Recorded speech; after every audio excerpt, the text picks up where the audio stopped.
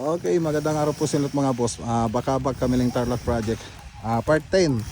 Part 10. Ayan.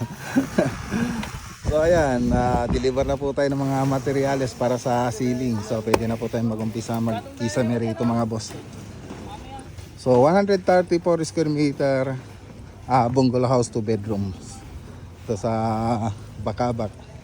Ayan yung perspective natin. Ayan, oh. Okay. So dito sa labas, ayan, yung iba nag-spandrel, yung iba naman mamasilya. So gamit po natin dyan skin coat na contact, contact super fine. So pwede po siya sa indoor tsaka outdoor. Ayan. So update tayo rito. Ayan, no? Ganun yung mga materials natin. So yung 3D animation na ito, may papakita po natin yon bago tayo mag-start mag-ceiling, pag mag-umpisa na po tayo.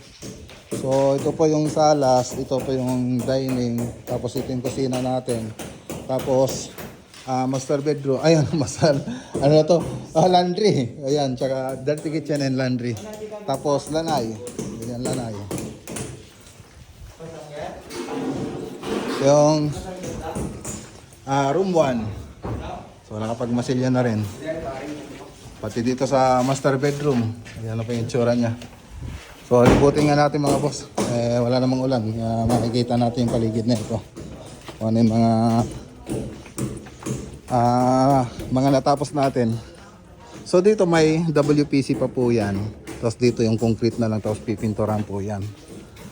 Ayan. Pati dito sa may bintana. So naka-concrete lang po siya na may design, tapos pipinturan na lang po yan. So siya yung mga iba na spandrel. Hindi pa natapos yung spandrel natin . Yung last nag-spandrel sila.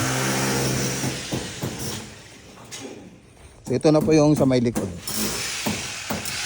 So ito yung sa may dirty kitchen and laundry, tapos ito yung sa may lanay. Tapos ito naman yung sa may master bedroom. Ayan.